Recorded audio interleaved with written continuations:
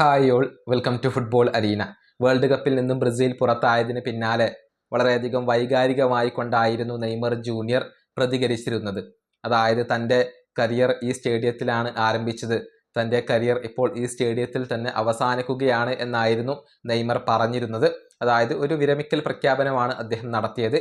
പക്ഷേ നെയ്മർ ആ തീരുമാനം പിൻവലിച്ചുകൊണ്ട് ബ്രസീലിയൻ ദേശീയ ടീമിലേക്ക് മടങ്ങിയെത്തും എന്നാണ് ഇപ്പോൾ എല്ലാവരും പ്രതീക്ഷിക്കുന്നത്. അതിനു വേണ്ടിയുള്ള മുറവിളികൾ ആരംഭിച്ചു കഴിഞ്ഞിട്ടുണ്ട്. റൊണാൾഡോ നസാരിയോയും ഇത് തന്നെയാണ് ഇപ്പോൾ പറഞ്ഞിട്ടുള്ളത്.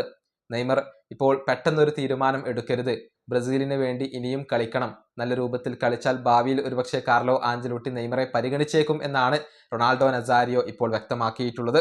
അദ്ദേഹത്തിന്റെ വാക്കുകൾ ഇങ്ങനെയാണ്: നെയ്മർ, നിങ്ങൾ സ്വയം കുറ്റപ്പെടുത്തരുത്, ഇപ്പോൾ ഒരു തീരുമാനം എടുക്കുകയും ചെയ്യരുത്, അതിൻ്റെ ആവശ്യമില്ല. ഇവിടെ ആരും തന്നെ ഒന്നും സോൾവ് ചെയ്യേണ്ടതില്ല. 2 വർഷത്തോളം ഗുരുതരമായ പരിക്ക് അദ്ദേഹത്തെ അലട്ടിയിരുന്നു. അതിൽ നിന്നാണ് അദ്ദേഹം മടങ്ങി വന്നത് എന്ന കാര്യം മറക്കാൻ പാടില്ല. ഈ വേൾഡ് കപ്പിൽ ഉടനീളം വലിയ ത്യാഗങ്ങൾ നെയ്മർ ചെയ്തിട്ടുണ്ട്. തീർച്ചയായും കൂടുതൽ മോട്ടിവേറ്റഡ് ആയിക്കൊണ്ട് നെയ്മർ തിരിച്ചെത്തണം. അപ്പോൾ ഒരുപക്ഷെ കാർലോ ആഞ്ചലോട്ടി ഒരു ഓപ്ഷൻ ആയിക്കൊണ്ട് അദ്ദേഹത്തെ പരിഗണിച്ചേക്കും. ഇതാണ് നെയ്മറെ കുറിച്ച് റൊണാൾഡോ നസാരിയോ ഇപ്പോൾ പറഞ്ഞിട്ടുള്ളത്.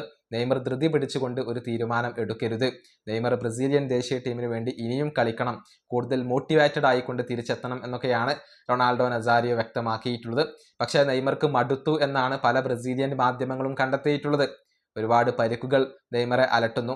അതിനേക്കാൾ ഉപരി നെയ്മർ ബ്രസീലിൽ ഏറ്റവും കൂടുതൽ വേട്ടയാടപ്പെടുന്ന ഒരു വ്യക്തിയായിക്കൊണ്ട് മാറിയിരിക്കുകയാണ്. വലിയ വിമർശനങ്ങൾ ബ്രസീലിൽ നിന്നും നെയ്മർക്ക് ലഭിക്കുന്നു, അദ്ദേഹത്തിൻ്റെ ജീവിത ശൈലിക്ക് ലഭിക്കുന്നു.